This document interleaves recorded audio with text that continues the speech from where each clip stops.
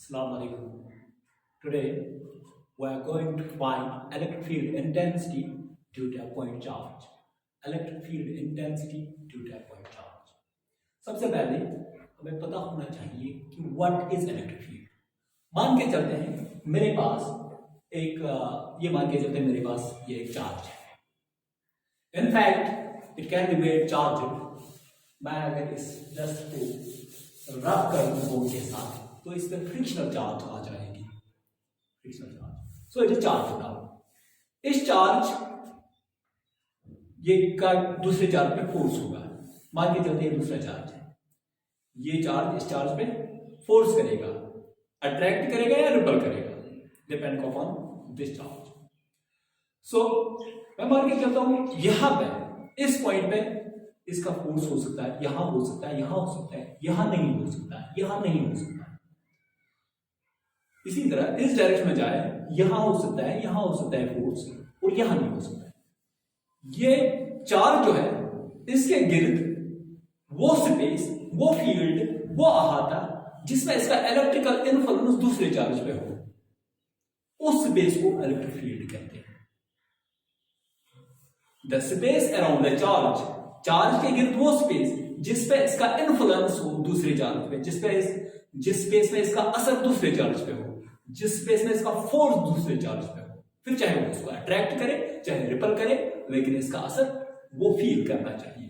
ठीक. So we can define electric field as the space around, it is the field, it is the space around a charge within which its influence can be felt by another charge. जिस charge की वजह से ये electric field exist होता है उसको हम source charge बोलते हैं. जिसका हम इलेक्ट्रिक फील्ड कैलकुलेट कर रहे हैं या देख रहे हैं, दैट्स कॉल्ड सोर्स चार्ज. इसी तरह अब इस सोर्स चार्ज का यहां पे इलेक्ट्रिक फील्ड होगा. कैसे चेक करेंगे? हम दूसरा चार्ज लाते हैं, फिर देखते हैं कि उसमें फोर्स है कि नहीं. अगर फोर्स होगा तो इलेक्ट्रिक फील्ड है, अगर उसमें फोर्स नहीं होगा तो इलेक्ट्रिक फील्ड नहीं हो सकता. जिस चार्ज से हम टेस्ट कर रहे हैं कि whether there exists electric field और not, that charge is called as test charge. Usually हम test charge unit positive charge लेते हैं. Unit means 1 coulomb usually. पर अब दूसरी बात एक ये कि इस पॉइंट पे, किसी पॉइंट पे इलेक्ट्रिक फील्ड है कि नहीं है, टेस्ट चार्ज से हम टेस्ट करते हैं कि इसके फोर्स है तो इलेक्ट्रिक फील्ड है, नहीं है तो नहीं है. तो दूसरी बात कि किसी पॉइंट पे इलेक्ट्रिक फील्ड इंटेंसिटी यानी कि कितना फील्ड है, इलेक्ट्रिक फील्ड कितना है इस चार्ज का, इस पॉइंट पे इलेक्ट्रिक फील्ड कितना है. कैसे देखेंगे? यही टेस्ट चार्ज लाएंगे हम, फिर देखेंगे इसमें फोर्स कितना होता है. फोर्स ज्यादा हो गया तो फील्ड भी ज्यादा होगा, फोर्स कम होगा तो फील्ड भी कम ही होगा. सो अब इलेक्ट्रिक फील्ड इंटेंसिटी जो है, electric field intensity at a point is defined as the amount of force per unit test charge. मैं मान के चलता हूं क्यू नॉट टेस्ट चार्ज, मुझे देखना है इस टेस्ट चार्ज में कितना फोर्स होगा. Force divided by test charge मुझे इलेक्ट्रिक फील्ड इंटेंसिटी देगा कि इलेक्ट्रिक फील्ड कितना है किसी पॉइंट पे. अब आज का जो मेरा ये है that is to find electric field due to a point charge. मान के चलते हैं ये एक पॉइंट चार्ज है, let this be a point charge Q, और ये एक पॉइंट है. मान के चलते एक पॉइंट है एट अ डिस्टेंस से फॉर एग्जांपल r की दूरी पे एक पॉइंट है, खाली पॉइंट है. सो हमारे पास खाली एक चार्ज है, सोर्स चार्ज. इसका मुझे थोड़ा ही दूर इलेक्ट्रिक फील्ड देखना है किसी पॉइंट पे. इस पॉइंट चार्ज पर किसी पॉइंट पे इलेक्ट्रिक फील्ड देखना है कि कितना है इलेक्ट्रिक फील्ड इंटेंसिटी. तो क्या करेंगे?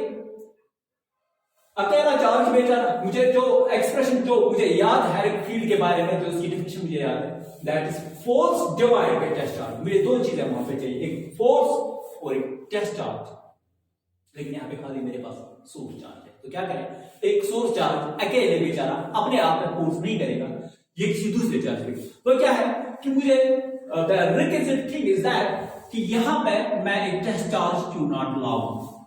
टेस्ट चार्ज यहां पे इलेक्ट्रिक फील्ड कितना है कैसे देखूं कि एक टेस्ट चार्ज में लाऊं, फिर देखूं उसमें फोर्स कितना है. जरा फोर्स इस पे कितना है, फोर्स इस पे कितना होगा? फोर्स होगा कूलम्स फोर्स. कितना फोर्स होगा? Coulomb's force K product of charges q q naught, product of charges, and inversely proportional to Coulomb's force is inversely proportional to square of distance. Distance कितनी है हमें r, so इसका square. This will become force of this charge on this charge. This charge पे इतना force होगा. अब क्या करना है, इलेक्ट्रिक फील्ड अगर मुझे कैलकुलेट करना है तो मैं देख लूं कि फोर्स कितना है k q not divide by r square, और इसी को डिवाइड करना है व्हाट q नॉट डिस्चार्ज, वो मुझे देगा electric field. q and q not will go, there remains क्या बचता है वहां पे k q by r square. ये k q by r square हमें देता है इलेक्ट्रिक फील्ड इंटेंसिटी. दो चीजें, so we have found the electric field intensity due to a point charge. दो चीजें यहां पे इसमें इंपॉर्टेंट है. One thing is that this electric field intensity depends upon the charge due to which this exists, means the source charge. It does not depend upon test charge. This electric field charge test charge पे depend नहीं करता है. The next thing is that it follows inverse square law. So दो चीजें, एक ये source charge पे depend करता है, टेस्ट चार्ज पे नहीं. दूसरा ये इनवर्स स्क्वायर लॉ फॉलो करता है. नाउ लेट्स एक न्यूमेरिकल पे आ जाते हैं. सिंपल सा न्यूमेरिकल है. To find the electric field due to a charge of 4 microcoulombs at a distance of 3 centimeters from it. मान के चलते हैं ये चार्ज है 4 माइक्रोकूलम और ये एक पॉइंट है 3 सेंटीमीटर की दूरी पे. यहां पे पॉइंट भी नाम रखते हैं इसका. यहां पे हमें क्या निकालना है इलेक्ट्रिक फील्ड इस चार्ज का. And we know that we have electric field due to a point charge at a distance r is equal to k and source charge point charge divided by distance square k q by r square. क्योंकि medium यहां पे नहीं दिया गया है कि medium क्या है. जब मीडियम ना दिया हो तो मान के चलते हैं मीडियम एयर है, क्या वैक्यूम है. उसके लिए कूलम्ब्स कांस्टेंट जो है that is 9 into 10 raised power 9. याद रखें कूलम्ब्स कांस्टेंट का वैल्यू मीडियम पे डिपेंड करता है. It is not like gravitational constant which is universal constant. उसका ग्रेविटेशनल कांस्टेंट का वैल्यू हर मीडियम में सेम है, लेकिन कूलम्ब्स कांस्टेंट का वैल्यू जो है that depends upon medium. Air में इसका मीडियम है 9, इसका वैल्यू है 9 into 10 raised power 9. और चार्ज जो हमारे पास है that's 4 coulomb 4 microcoulomb. 4 micro means 10 raised to power minus 6 divided by distance square. Distance हमारे पास है 3 centimetre. 3 centi means 10 raised to power minus 2 और इसी का क्या है स्क्वायर डिस्टेंस. अब इसको सॉल्व करते हैं. 9 4 36 into 10 raised to power base is in case of multiplication base is same powers are added. So power क्या बनेगा 9 plus minus 6 that is 9 minus 6 that is 3 open. नीचे क्या बनता है ये स्क्वायर इसका भी है और इसका भी है. 3 को स्क्वायर लगाए तो 9 बन गया इनटू इसको स्क्वायर लगाए तो 10 रेज पावर इन पावर्स का मल्टीपल होता है. 2 2 are 4 minus 4. So 9 ones are यहां से 9 ones are 9 fours are. So यहां पे जो आ गया that is 4 into 10 raised power. देखिए इन केस ऑफ डिवीजन जब बेस सेम है 10 यहां भी 10 यहां भी तो powers are subtracted. That is 3 minus नीचे क्या है माइनस 4 पावर का सबट्रैक्ट. या वही हो गया कि माइनस माइनस प्लस, या यूं भी हम कहते हैं शॉर्ट में कि जो नीचे माइनस हो गया वो ऊपर चढ़ के प्लस बन जाता है. अगर नीचे प्लस होता तो ऊपर चढ़ के माइनस. तो हमारे जो फोर्स मिल गया, दैट्स 4 into 10 is power 7।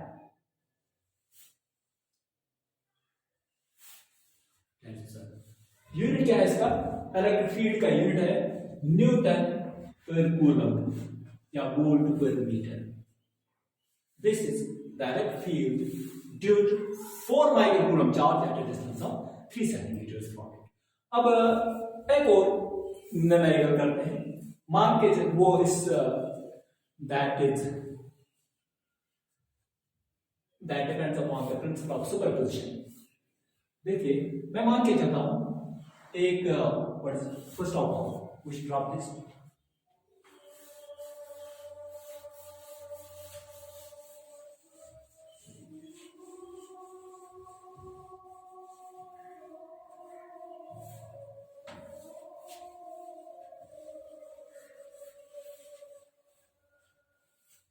मान के चलते हैं एक इक्विलेटरल ट्रायंगल है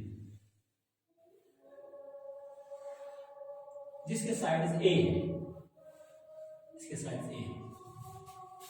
अब क्या है, इसके दो वर्टिसेस पे चार्ज है। फॉर एग्जाम्पल यहां पर भी चार्ज क्यू है और यहां पर भी चार्ज क्यू है।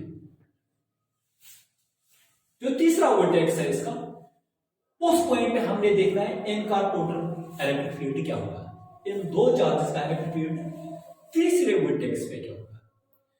The question is like that: we have two equal charges on two vertices of an equilateral triangle of side A. What is their electric field at the third vertex? चलिए इस question को करते हैं। So we have to find the electric field intensity. We have to find the electric field intensity at the third vertex. मैं मान के चलता हूं इसका जो इलेक्ट्रिक फील्ड इस पॉइंट पे होगा वो E1 है। Let this B that E1, और वो होगा कितना, यहां पे we know that electric field due to point charges K Q divided by distance क्या है, डिस्टेंस कितनी है A, यहां से यहां तक A डिस्टेंस। और वेक्टर फॉर्म में लिखे तो डायरेक्शन भी लिखनी है इसका, इसके जो इलेक्ट्रिक फील्ड यहां पे होगा उसकी डायरेक्शन कहां होगी, अवे फ्रॉम। अगर ये पॉजिटिव चार्ज है तो इलेक्ट्रिक फील्ड होता है अवे फ्रॉम पॉजिटिव चार्ज, तो उसकी डायरेक्शन यहां होगी। ये है E1 की डायरेक्शन, पहले चार्ज के इलेक्ट्रिक फील्ड की डायरेक्शन। मैं इनका कुछ नाम रखूं, मेरे ख्याल से A B C, इस ट्रायंगल का नाम रखते हैं ABC। तो जो ये इलेक्ट्रिक फील्ड है इसकी डायरेक्शन क्या होगी, CD की जानिब। सो यहां पे मैं लिखूं CD यूनिट वेक्टर, यानी कि direction electric field unit vector direction दिखाता है। नाउ ये जो चार्ज होगा इसका इलेक्ट्रिक फील्ड भी यहां पे होगा। Let that electric field be E2, वो किसके बराबर होगा, K Q बाई और से क्या है, और हमारे पास क्या है, डिस्टेंस क्या है हमारे पास A, इक्विलेटरल ट्रायंगल का साइड। और जो इलेक्ट्रिक फील्ड इस चार्ज का यहां पे होगा वो होगा इस डायरेक्शन में। क्यों इस डायरेक्शन में, पॉजिटिव चार्ज है, वह पॉजिटिव चार्ज का इलेक्ट्रिक फील्ड आउटवर्ड्स होता है, लिहाजा E2 भी आउटवर्ड्स ही होगा इस डायरेक्शन में, चार्ज से दूर। मैं मान के चलता हूं this point is point E, तो इसकी डायरेक्शन है अराउंड C। सो यहाँ पे इसकी डायरेक्शन में ऐसे दिखाता हूं CE, यूनिट वेक्टर C। अब जो नेट इलेक्ट्रिक फील्ड यहां पे होगा वो इसका भी होगा इसका भी होगा। नेट इलेक्ट्रिक फील्ड में मान के चलता हूं that is E, that will B E1 plus E2।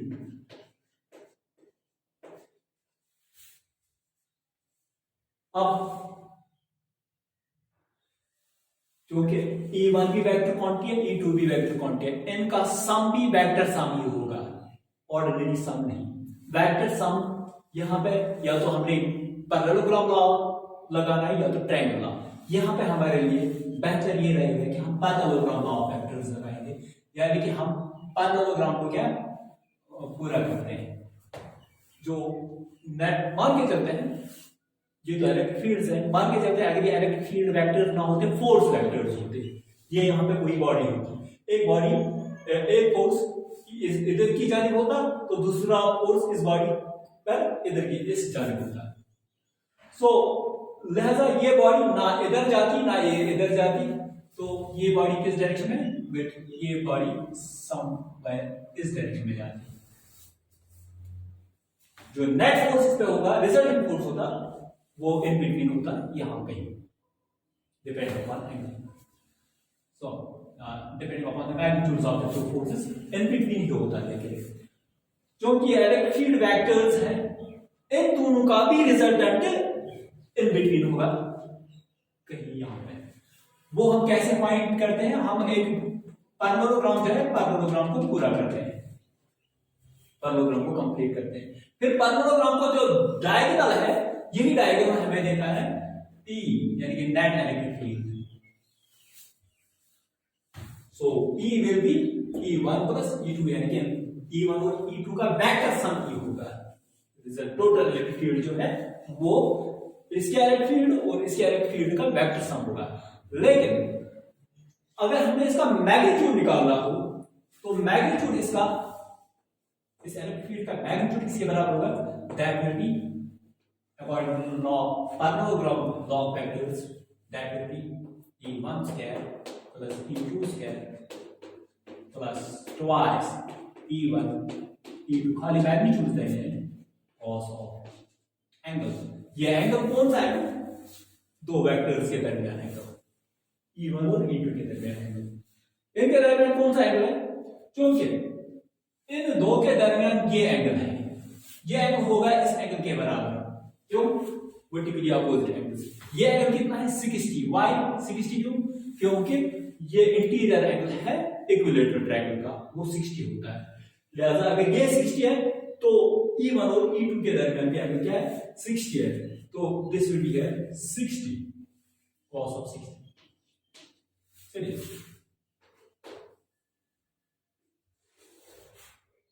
This will be E1 square. एक बात यहां पे एक E1 E2 खाली मैग्नीट्यूड्स हैं, नॉट डायरेक्शंस। अगर हम देखें E1 का मैग्नीट्यूड, ये E1 का जो मैग्नीट्यूड है this thing, that is kq by a square, E2 का magnitude that two is kq by e square, means इनका मैग्नीट्यूड बराबर है। जो E2 का मैग्नीट्यूड है वही E1 का मैग्नीट्यूड है। लिहाजा क्यों ना मैं E2 की जगह E1 ही लिखूं, क्योंकि इसका मैग्नीट्यूड भी E1 के ही बराबर है, प्लस ट्वाइस E1 और ये भी E1 ही लिखता हूं, सो ये भी बनेगा E1 हो गया E1 स्क्वायर। cos of 60 वो होता है 1 divided by 2, this 2 and this 2 will go, तो वहां पे क्या बचता है, that's interesting, E1 square plus E1 square plus E1 square, that is root 3 times E1 square। वैसे तो मैं बड़ा रूट डाला था, बात इसमें बहुत कुछ आता है, लेकिन ये रिड्यूस होता है वहां भी। अब देखिए ऐसे तो लगता है अगर एल्जेब्रिक सम इनका करना होता, इसका इस चार्ज का इलेक्ट्रिक फील्ड जो है पे मैग्नीट्यूड वो है kq by a square, इसका भी है kq by a square, तो दोनों को सम करते हैं एल्जेब्रिक सम, तो बनना चाहिए था twice kq by a square, but that does not happen, ऐसा नहीं होता है। क्यों, हमारा आंसर twice E1 square नहीं निकला, बल्कि क्या निकला under root of 3 times E square। पहले इसको कर लेते हैं थोड़ा सा, वो that is root of 3, E1 को भी रूट डालें, E1 स्क्वायर और रूट कैंसिल हो जाएगा तो E1 ही बनेगा, वो बन जाता है that will be something like this. E जो है total electric field that root of 3 times E1 जो है इसका मैग्नीट्यूड वो किसके बराबर, के क्यू बाई ए स्क्वायर के बराबर। सो के क्यू बाई ए स्क्वायर के बराबर। अगर ये चार्ज भी यहां पे कंट्रीब्यूट करता है इलेक्ट्रिक फील्ड कितना, के क्यू बाई ए स्क्वायर। इस चार्ज का भी यहां पर इलेक्ट्रिक फील्ड है के Q by A square. Total electric field अगर अलजेब्रिकली देखें तो होना चाहिए था ट्वाइस के क्यू बाई ए स्क्वायर। इसका के क्यू बाई ए स्क्वायर, उसका भी के क्यू बाई ए स्क्वायर, तो टोटल होना चाहिए था ट्वाइस के Q by A square. But ये जो इलेक्ट्रिक फील्ड है, electric field intensity vector quantity है, इसको अलजेब्रिक सम नहीं होता है। हमने जब देख लिया वेक्टर सम इनका किया तो हमें ट्वाइस के क्यू बाई ए स्क्वायर नहीं बल्कि रूट ऑफ 3 टाइम्स के क्यू बाई ए स्क्वायर मिल गया आंसर। ये बात ऐसी है, इट्स समथिंग लाइक दिस। मान के चलते हैं ये एक बॉडी है, इसमें दो फोर्सेस हैं, 3 न्यूटन और 3 न्यूटन। अगर एक ही डायरेक्शन में है तो इसमें टोटल 6 न्यूटन फोर्स होगा। इसी सिचुएशन को मैं यहां पे ले जाता हूं। यही बॉडी है, इसमें दो फोर्सेस है, 3 न्यूटन और 3 न्यूटन, लेकिन अपोजिट डायरेक्शन में। तो इसमें नेट फोर्स कितना होगा, बॉडी ना इधर जाएगी ना इधर जाएगी, जितना ये खींच रहा है उतना ये भी खींच रहा है, ठीक है। ये जो बॉडी है ये अपनी जगह, इस पे नेट फोर्स 0 होगा। यहां पे हमने इन दोनों का रिजल्टेंट 6 न्यूटन पाया। यहां पे इन्हीं दो 3 न्यूटन ये भी है, 3 न्यूटन ये भी है, लेकिन दोनों का रिजल्ट हमने 0 पाया। इसी तरह अगर एक सिचुएशन और होती कि यहां 3 न्यूटन और यहां 3 न्यूटन,